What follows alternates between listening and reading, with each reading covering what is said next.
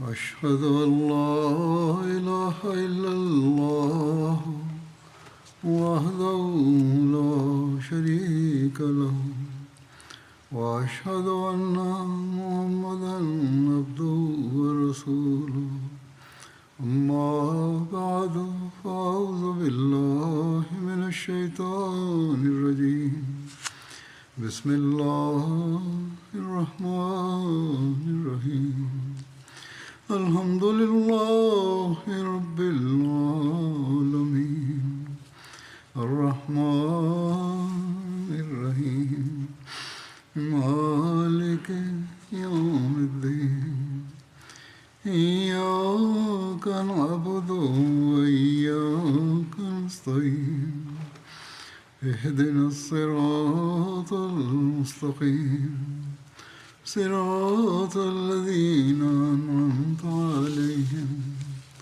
غير المغضوب عليهم ولا الضالين.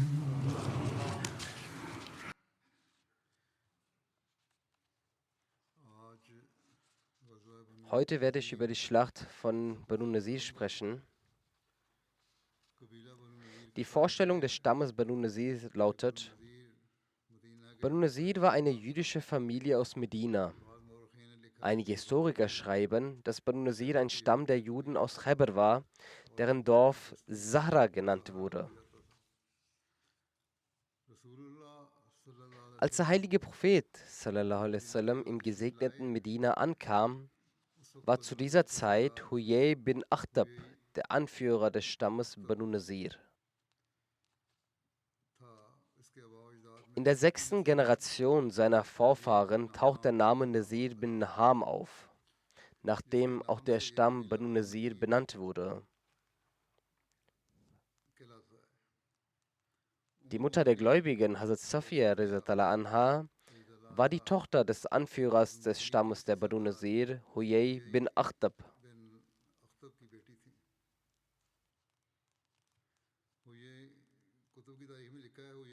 In den Geschichtsbüchern steht geschrieben über den Stammbaum, dass der Stammbaum von Huyay bin Akhtab führt auf Hazrat Harun, also den Bruder von Hazrat Moses a.s. zurück. Viele seiner Vorfahren wurden durch die Nähe zu Propheten geehrt, worauf Huyay bin Akhtab sehr stolz war. Aus diesem Stolz heraus sagte er oft: Gott ist uns in dieser Welt gnädig und wird auch im Jenseits Erbarmen mit uns haben. Wegen unserer Sünden wird er uns nur für kurze Zeit strafen. Am Ende wird das Paradies unser ewiges Zuhause sein. Aufgrund seines Stolzes auf seine Abstammung lehnte Huyay bin Akhtab die Lehren des heiligen Propheten sallallahu alaihi wasallam ab. Der Stamm Banu Nazir lebte etwa eine halbe Meile nordöstlich der Quba-Moschee. Ursprünglich war ihre Siedlung im Zentrum von Medina, mit der Quba-Moschee in kurzer Entfernung westlich davon.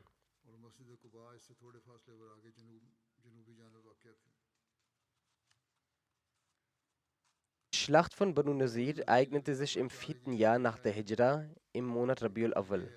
Eine Quelle besagt, dass sie vor der Schlacht von Uhud stattfand, was auch durch Imam Bukhari bestätigt wird. Imam Bukhari erwähnt jedoch auch, dass gemäß Ibn Ishaq die Schlacht von Banu Nazir nach der Schlacht von Uhud und dem Vorfall von Bir Mauna stattfand. Sowohl Allama ibn Kathir als auch die Mehrheit der Historiker und Biografen berichten, dass die Schlacht von Banu Nazir nach der Schlacht von Uhud stattfand.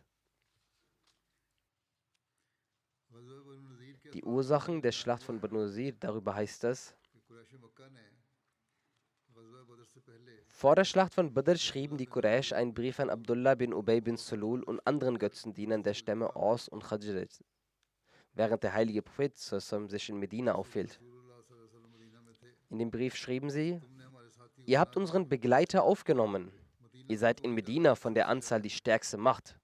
Wir schwören euch, entweder kämpft ihr gegen sie oder vertreibt sie aus eurer Stadt. Andernfalls werden wir ganz Arabien gegen euch mobilisieren und euch angreifen. Wir werden eure Krieger bekämpfen und wir werden eure Frauen und Kinder töten.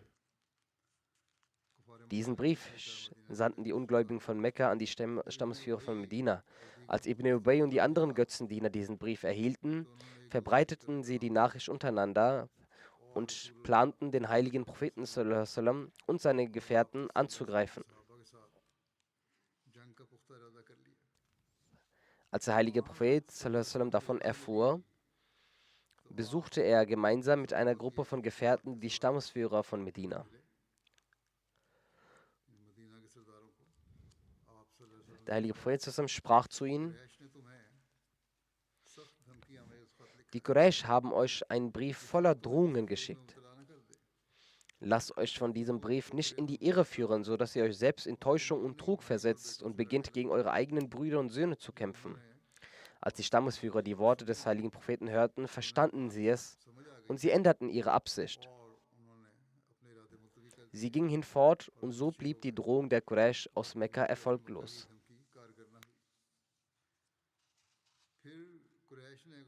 Dann haben die Quraysh nach der Schlacht von Badr einen Brief an die Juden geschrieben. In dem hieß es, dass ihr Waffen und Bogen besitzt. Entweder kämpft ihr gegen unseren Begleiter oder wir werden euch attackieren. Wir werden eure Männer töten und eure Frauen versklaven. Als die Juden diesen Brief erhielten, erklärten sich die Banu Nazir dazu bereit, den heiligen Propheten sallallahu zu hintergehen. Die jüdischen Stämme suchten ohnehin eine Möglichkeit, die Macht und Kraft der Muslime so schnell wie möglich zu unterminieren.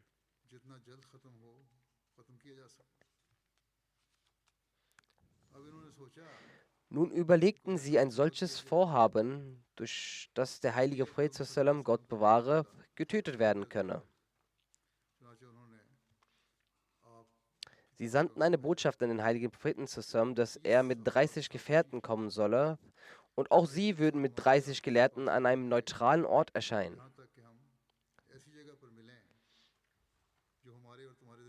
Einen Ort, der zwischen uns und euch ist, also neutral ist. Sie würden den Propheten zusammen hören und sein Wort lauschen. Und wenn die jüdischen Gelehrten sie anerkennen und an sie glauben, dann werden auch wir an sie glauben. Am nächsten Tag ging der heilige Prophet mit 30 Gefährten los. Auch 30 jüdische Gelehrten gingen los. Als die Juden auf dem offenen Feld marschierten, fragten sich einige, wie sie den Propheten attackieren werden, wenn doch mit ihm 30 Gefährten sein werden.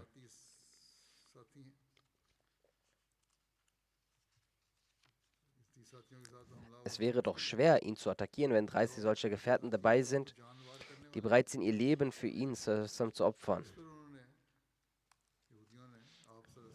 Daraufhin entsandten die Juden an den Propheten eine Botschaft: Wie sollen sich 60 Menschen einigen können? Kommen sie mit 3 Gefährten und auch wir werden 3 unserer Gelehrten mitbringen, die sie anhören werden. Der heilige Prophet akzeptierte es, mit 3 Gefährten zu erscheinen, und auch 3 jüdische Gelehrten marschierten weiter. Die Juden trugen Schwerter mit sich, denn sie wollten den heiligen Propheten attackieren. Der heilige Prophet war auf dem Weg,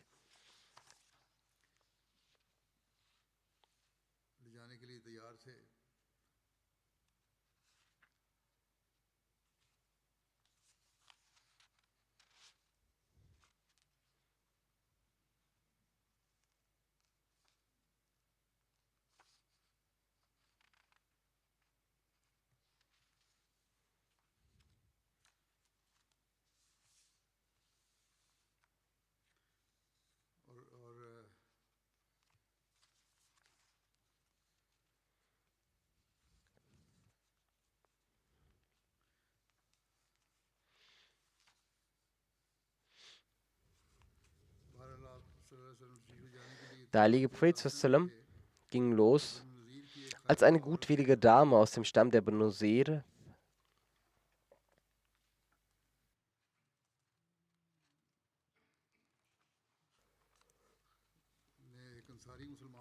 als eine gutwillige Frau aus dem Stamm Banu Nazir einem Ansari-Muslim das gesamte Vorhaben der Täuschung erzählt hatte, des Verrats.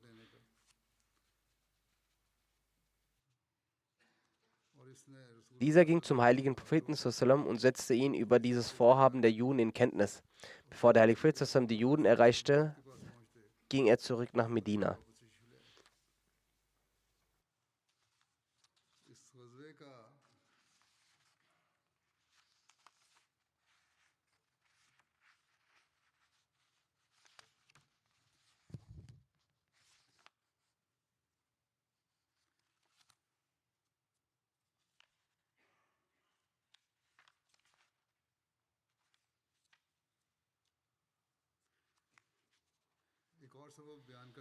Ein Schriftsteller schreibt über ein weiteres Vorhaben oder Begründung dieser Expedition, dass die Banu Nusir an die Quraysh verborgen einen Brief sandten und sie dazu anschifteten, gegen den heiligen Propheten zusammen zu kämpfen und hatten ihn auch einige der Lücken der Sicherheit der Muslime genannt. Das war die Zeit, als die Quraysh in der Nähe von Uhud waren, um die Muslime anzugreifen. Nun Musa bin Uqba hat auch diese Information geschrieben, dass das auch ein Grund war. Einige Überlieferungen sagen, dass es vor der Uhud war und dass auch die Quraysh von Mekka auch die Juden dazu aufgestachelt haben.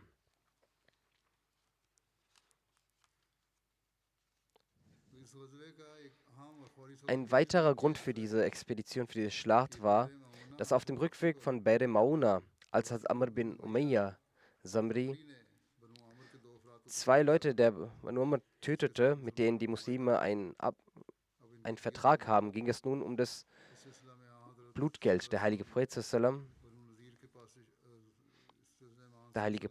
ging aufgrund dessen zu den Banu Nazir. Weil der heilige Prophet sallam mit den Juden ein Abkommen hatte, war eine Bedingung an Yuawinu Fidiyat, dass sie beim Blutgeld die Muslime mit ihnen aufkommen werden und auch Kompromiss zeigen werden. Wie ich es bereits schon bei einem Vorfall von Be'r Mauna ausführlich erklärt habe, Amr bin Umayya Samri war auf dem Weg von Be'r Mauna zurück nach Medina. Als er an den Ort Ghanat ankam, Ghanat ist zwischen Medina und Uhud und ein Tal, wo auch Acker stattfanden. Zwei Personen von Banu Amid trafen dort auf ihn. Der heilige Prophet hatte zuvor ein Abkommen mit ihnen. Also Amr fragte sie nach ihrem Stammbaum. Als sie ihren Stammbaum ihm nannten, blieben sie beide Personen auch mit Amr. Als sie dann einschliefen, hat Hazrat Amr bin Umayya Samri anho sie beide angegriffen und sie getötet.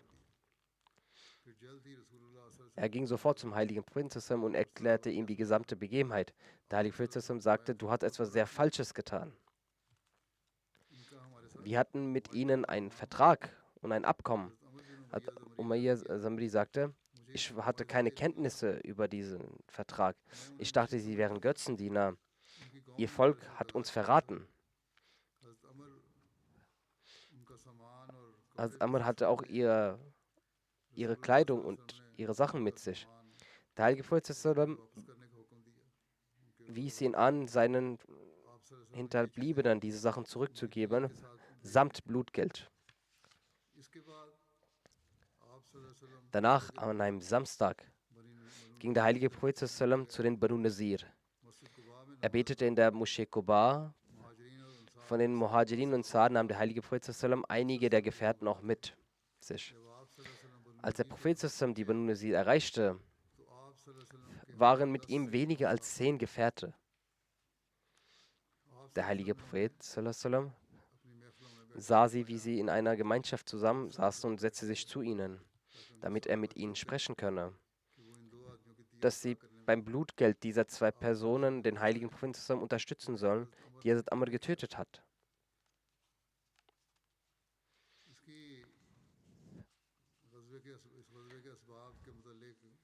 Unter den Gründen über diese Expedition schreibt Hazrat Mirza Bashir Ahmad Saab sehr ausführlich. Er schreibt, ein Grund für diese Schlacht finden wir verschiedene Überlieferungen wieder, auch in den Geschichtsbüchern. Aufgrund dessen finden sich auch Missverständnisse wieder. Ibn Ishaq und Ibn Sa'd, deren Gefolgschaft, schreibt Mirza Bashir Saab, ich bin mit ihnen zufrieden, was sie schreiben, dass Ghazwa Banu Nazir nach Ghazwa Uhud und Bi'r Mauna stattfand.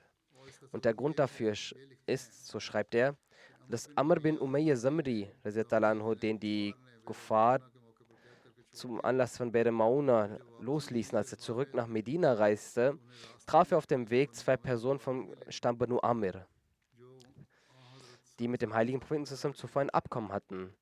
Weil Amr davon nicht in Kenntnis war, nahm er sich den Moment und tötete sie als Vergeltung für die Shuhada von Bi'r Mauna.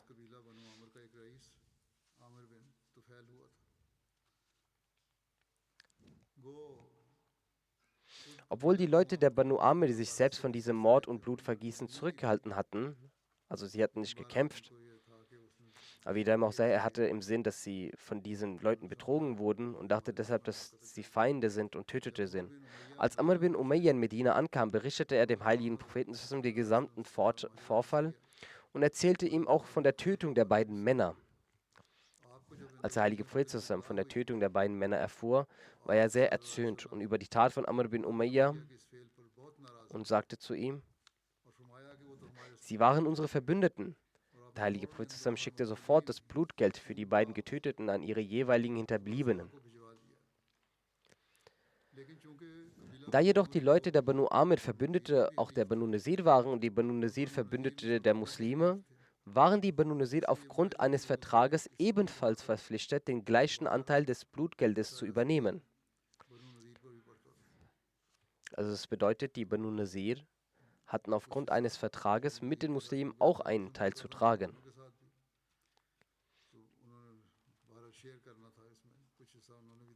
Daraufhin begab sich der heilige Prophet zusammen mit einigen seiner Gefährten zur Siedlung der Banu Nazir, erklärte ihnen den gesamten Vorfall und forderte ihren Beitrag zum Blutgeld.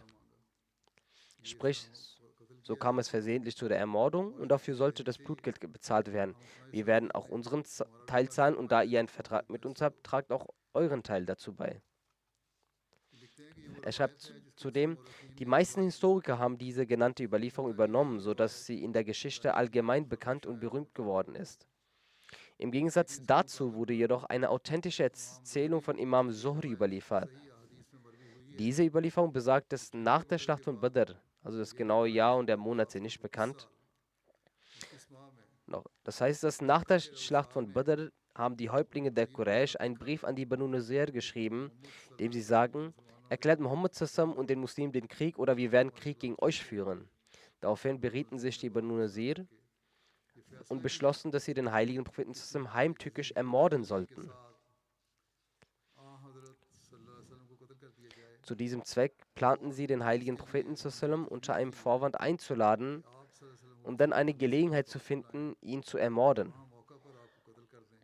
So schickten sie dem heiligen Propheten eine Nachricht, dass sie einen religiösen Dialog zwischen dem heiligen Propheten und ihren eigenen Gelehrten arrangieren möchten. Sie behaupteten, dass sie den heiligen Propheten akzeptieren würden, wenn er ihnen seine Wahrhaftigkeit beweisen würde. Deshalb solle er mit 30 seiner Gefährten kommen, damit ein religiöser Meinungsaustausch mit 30 jüdischen Gelehrten stattfinden könne. Einerseits überbrachten sie die Botschaft dem heiligen Propheten, andererseits bekräftigten sie ihren Plan und bereiteten sich entsprechend darauf vor. Sie schmiedeten den Plan, dass nach der Ankunft des heiligen Propheten eben diese jüdischen Gelehrten, die heimlich versteckte Dolche besaßen, eine Gelegenheit finden und den heiligen Propheten ermorden würden. Allerdings übermittelte eine Frau vom Stamm der Banu Nazir einem Mann der Ansar, der auch ihr Bruder war, rechtzeitig Informationen über die bösen Motive ihres Volkes.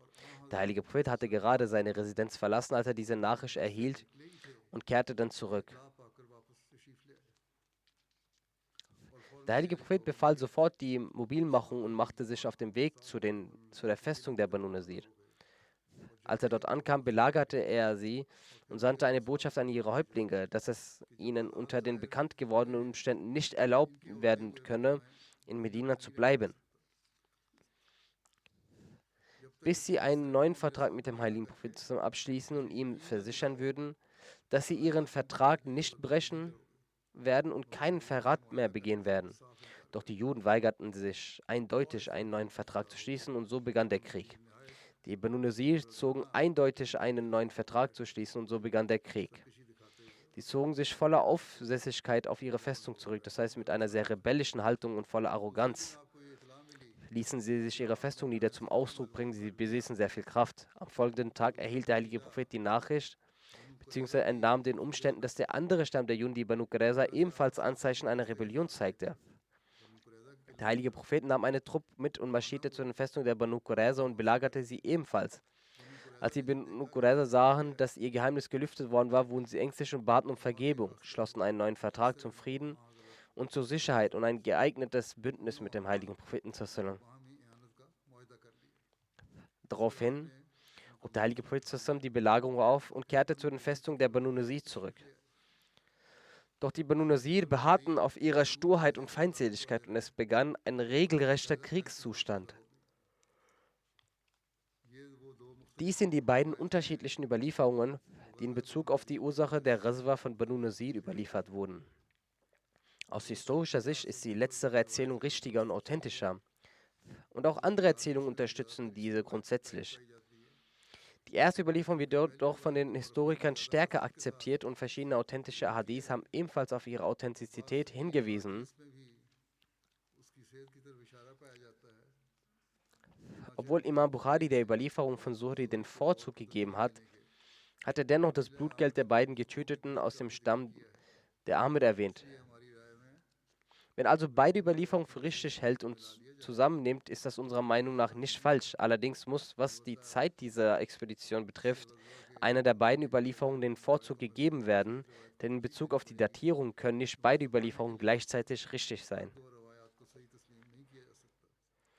Es scheint, dass von den Banu Nazir zu verschiedenen Zeiten aus verschiedenen Gründen Kriegsanlässe geschaffen wurden und der heilige Prophet sallam ihnen immer wieder Nachsicht gewährte und verzieh.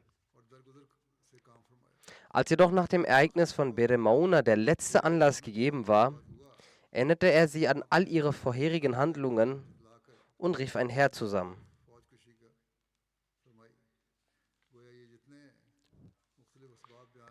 Es wird also deutlich, dass all diese verschiedenen Gründe, die genannt wurden, alle an sich korrekt waren, aber der entscheidende Grund oder Anlass war der, als die Blutgeldforderung für die beiden Tötungen der Banu Amir erhoben wurde. Wallahu alam, Allah weiß es am besten. Diese Information, die ich hier eben erwähnt habe, stammt vollständig aus dem Buch Sirat Khatam an-Nabiyyin, das Siegel der Propheten.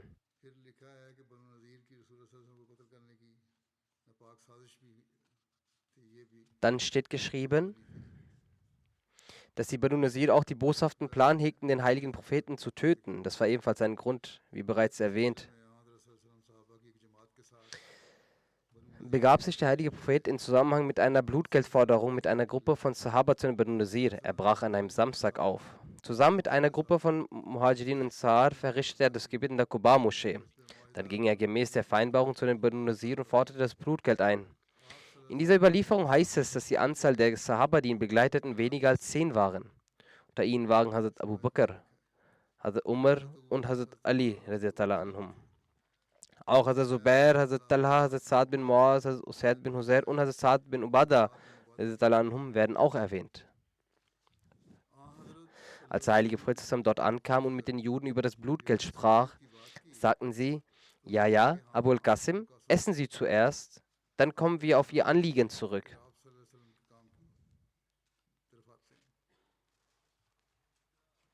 Die Juden sprachen scheinheilig, sehr respektvoll mit dem heiligen Propheten. Jedoch hatten sie heimlich geplant, den heiligen Propheten zu töten. Zu jener Zeit saß der heilige Prophet im Schatten einer Wand ihrer Häuser. Die Juden beratschlagten sich untereinander und sagten, ihr werdet keine bessere Gelegenheit finden, den Propheten zu töten, als diesen. Also wer wird auf das Dach dieses Hauses steigen und einen großen Stein von der Wand auf ihn herabwerfen, damit wir von ihm befreit werden? Ein weiterer Schriftsteller schreibt über dieses Ereignis, dass ihr Anführer Huyay bin Akhtab sagte, O Gemeinde der Juden, Mohammed Sassam ist mit wenigen seiner Gefährten zu euch gekommen. Ihre Anzahl beträgt weniger als 10. Werft einen großen Stein von der oberen Seite dieses Hauses und tötet Mohammed Sassam. Ihr werdet keine bessere Gelegenheit als diese bekommen. Wenn ihr ihn tötet, werden sich seine Gefährten verstreuen. Die Gefährten, die aus Mekka gekommen sind, werden nach Mekka zurückkehren und hier bleiben nur noch die Aus und Khazraj, die eure Verbündeten sind. Also tut, was ihr tun wollt, jetzt. Daraufhin sagte ein unglückseliger Jude namens Amr bin Jihash, ich werde auf dieses Haus steigen und einen Stein werfen und Mohammed, sallam, Gott bewahre, töten. Während all diese Beratungen stattfanden, sagte ein Anführer der Banu Nazir namens Salam bin Mishkam, O Gemeinde der Juden, ihr könnt mir gegenüber mein ganzes Leben lang Widerstand leisten, aber heute hört auf mich. Bei Allah, Mohammed sallam, wird über eure Absichten informiert werden und das wird eine Verletzung unseres Abkommens mit ihm sein. Doch die Juden hörten nicht auf ihn und blieben fest entschlossen bei ihrem Vorhaben. Über die weiteren Vorgehensweisen werde ich dann inshallah nächstes Mal berichten, was sie getan haben, wie sie den Mord planten und wie Allah den heiligen Propheten sallam beschützte und wie Allah die Pläne der Juden zunichte machte. Zum Schluss möchte ich auch besonders um Gebete für die Ahmadis in Pakistan bitten. Sie erleben derzeit große Schwierigkeiten. Möge Allah den Ahmadis in Pakistan bald Rettung vor diesen Unterdrückern gewähren und auch dort unsere Lage verbessern. Schon bei kleinsten Anlässen werden Verfahren eingeleitet und Ahmadis werden verspottet und schikaniert. Hiernach werde ich auch einige Totengebete verrichten. Ich werde die zuerst erwähnen. Der erste ist Herr Ghulam Sarwar Sahib Shahid Ibn Bashir Ahmed Sahib, der Sohn von Bashir Ahmed Sahib. Und neben ihm wird die zweite Erwähnung von Herrn Rahat Ahmed Bajwa Sahib, dem Sohn von Mushtaq Ahmed Bajwa Sahib sein. Der in Saadullah Bau in der Mandi Baudin gelebt hat, der am 8. Juni den Märtyrertod starb, Inna lillahi wa inna ilaihi rajiun.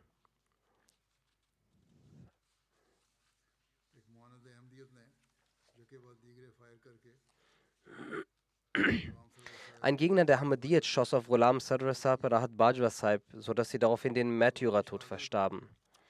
Zum Zeitpunkt des Märtyrertods war Ghulam Sadr Sahib Shahid 64 Jahre alt und Rahat Bajwa Sahib Shahid 32 Jahre alt.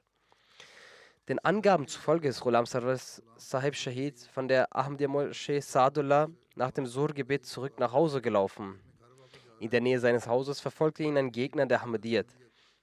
Said Ali Raza, ein Student des örtlichen Seminars für islamische Lehre, er erschoss ihn mit einer Pistole, nachdem er ihn zuvor verfolgte. Durch einen Kopfschuss starb er vor Ort den Märtyrertod. Der Angreifer entkam vom Tatort und ging auf die andere Seite des Dorfes und schoss dann auch auf einen anderen Ahmadi, Rahat Ahmed Bajwa Sahib, der dann auch den Märtyrertod verstarb. Danach wurde der Täter gefangen. Später gab er in seiner offiziellen Erklärung zu, dass er sie getötet hat. Und er sagte, ich tat das, um ins Paradies zu kommen. Ich tat all dies, um ins Paradies zu gelangen. Wenn ich auch einen weiteren Ahmadi gefunden hätte, dann würde ich nicht zögern, auch sein Leben zu beenden. Die von den Maulvis beigebrachte Lehre des Islam hat also die Wirkung auf die Menschen. Diese Lehre des Islam predigen sie und sie sind Vermittler eines schlechten Rufes des Islam. Möge Allah schnell die Umstände für ihre Rechenschaft schaffen.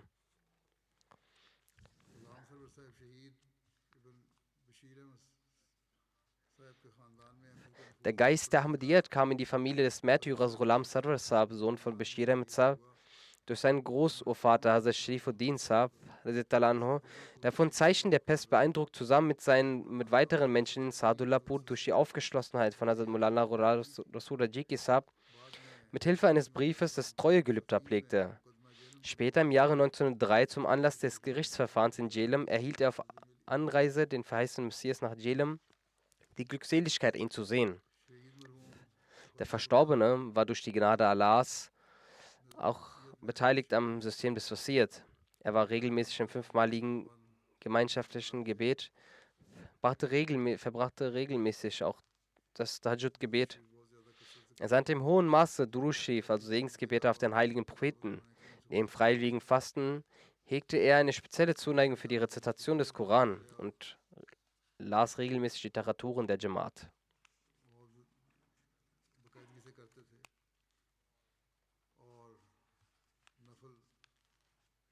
Das freiwillige Gebet Nawafil war seine tägliche Handlung. Er pflegte regelmäßig 2 Einheiten des freiwilligen Gebets für die Jamaat zu verrichten. Er richtete täglich Spenden, unterstützte Bedürftige im Stillen, ließ nie einen Bittenden mit leeren Händen aus seinem Haus gehen. Neben dem Dienst als Generalsekretär der lokalen Jamaat erhielt er auch die Möglichkeit, als Murabbi Atfal in Sadullahpur zu dienen. Der Verstorbene hatte großes Interesse bei Dawat ilallah. Viele fromme Seelen haben durch ihn die Möglichkeit erlangt, das Bett abzulegen. In der Vergangenheit, während der Kalma-Kampagne, wurde er mit einigen weiteren Personen 3 oder 4 Tage lang ohne Strafanzeige auf dem Wege Allahs inhaftiert.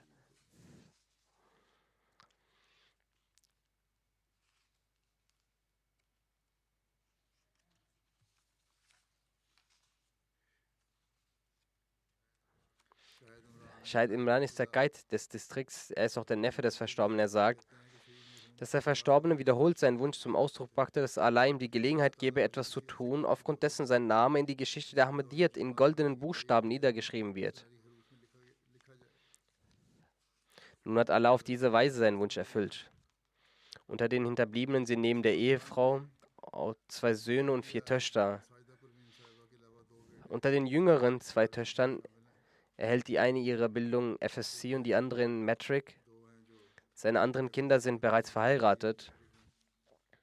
Man sagt, dass sein Elan für Gehorsamkeit ein außergewöhnliches war.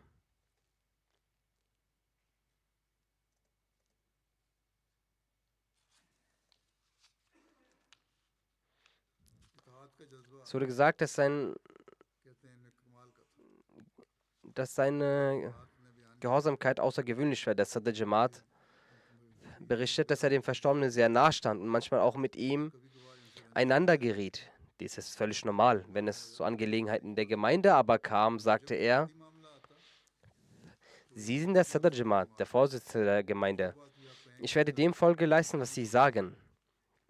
Dies ist ein vorbildliches Verhalten. Es kommen sehr viele Beschwerden von Menschen, dass sie mit den Amtsinhabern aufgrund persönlicher Auseinandersetzungen nicht kooperieren. Er brachte dies nicht zum Ausdruck. Mit vollständigem Gehorsam hörte er auf die Amtsinhaber. Malik Emanullah Saab, der Murabbi des Distrikts, sagt, meine Beobachtung von Ghulam Sarwar Sahib waren immer die, dass er immer als Erster in die Moschee in die erste Reihe auf der rechten Seite Platz nahm und im Gedenken Allahs versunken war. Er war ein äußerst bescheidener und dezenter Mensch, hatte eine besondere Liebe für das Khilafat. Er hatte eine Vorliebe für das Studieren der Bücher des verheißenen Messias, auch Interesse an interreligiösen Dialogen, weshalb er schaute und die Audios von Majlis Irfan des 4. Khalifen Rahimullah hörte. Ein Murabbi Sahib schreibt, ich sah im Traum, wie eine Moschee angegriffen wird und ich dabei Shahid werde. Als der Murabbi Sahib ihm diesen Brief erzählte, sagte der verstorbene Murabbi Sahib, schauen wir mal, ob Sie zuerst Shahid werden oder ich. Es scheint, als hätte er schon vorher ein Zeichen erhalten, weshalb er dies sagte. Möge Allah, der Allmächtige, seinen Rang erhöhen und seine Frömmigkeit in seiner Nachkommenschaft weiterführen und ihm die Möglichkeit geben, in vollständiger Loyalität zu verweilen. Die zweite Erwähnung ist von Herrn Rahat Ahmed Bajwa Sahib Shahid. Er ist der Sohn von Mushtaq Ahmed Bajwa Sahib.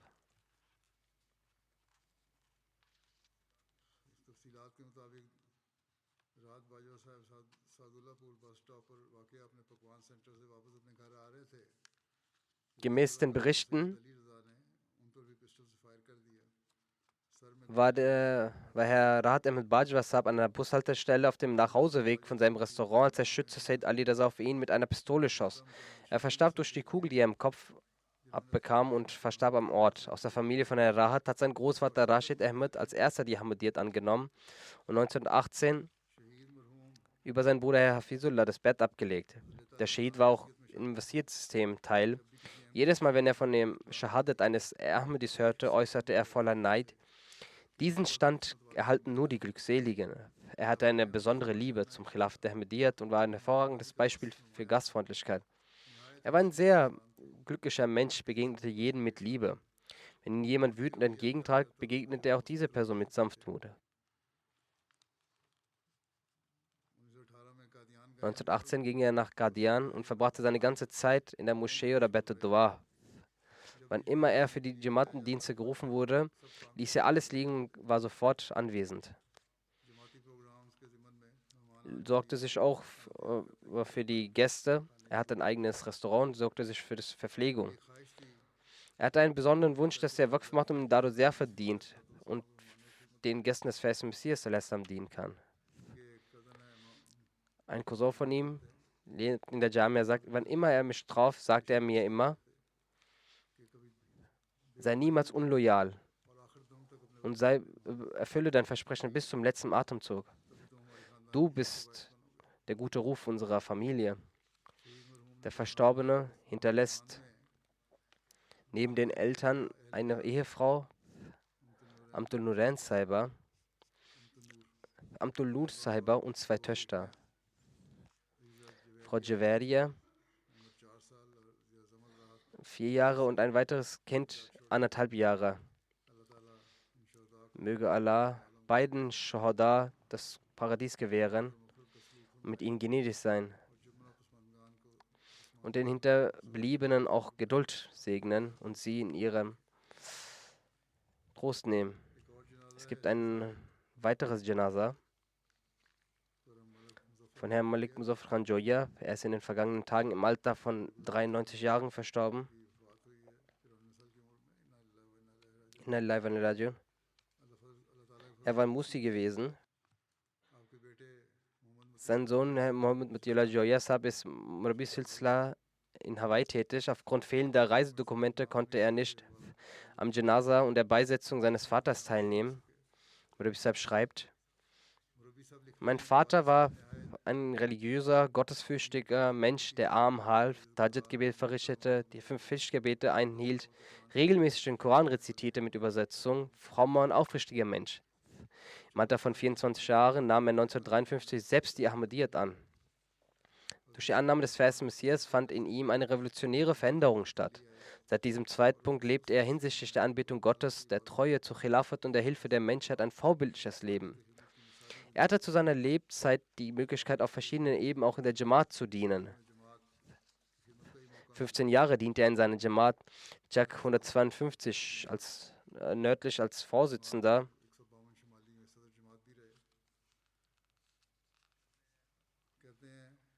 Er sagt: Ich habe noch nie ihn gehört, wie er sich über einen Amtsinhaber der Jamaat beschwerte. Er hat immer angewiesen, egal welcher Amtsinhaber ist, auch wenn es nur ein Saik ist, wenn er zu ihm kommt, ist er ein Vertreter des Khalifen der Zeit und ihr seid verpflichtet, ihm Respekt zu zollen. Auch selbst tat er dies.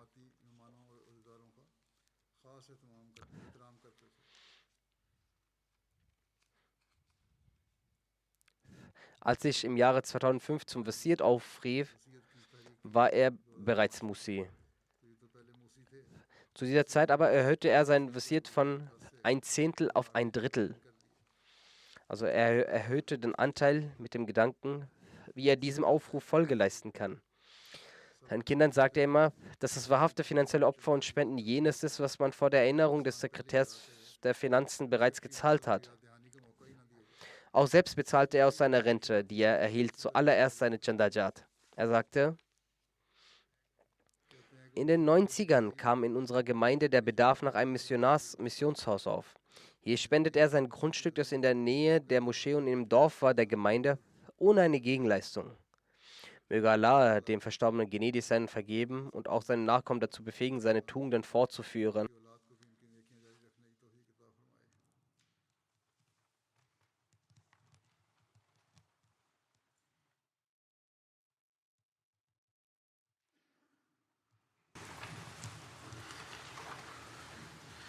الحمد لله الحمد لله نحمده ونستعينه ونستغفره ونؤمن به ونتوكل عليه ونعوذ بالله من شرور أنفسنا ومن سيئات أعمالنا من يهده الله فلا مضل له ومن يضلل فلا هادي له ونشهد أن لا إله إلا الله ونشهد أن محمدا عبده ورسوله عباد الله رحمكم الله إن الله يأمر بالعدل والإحسان وإيتاء ذي القربى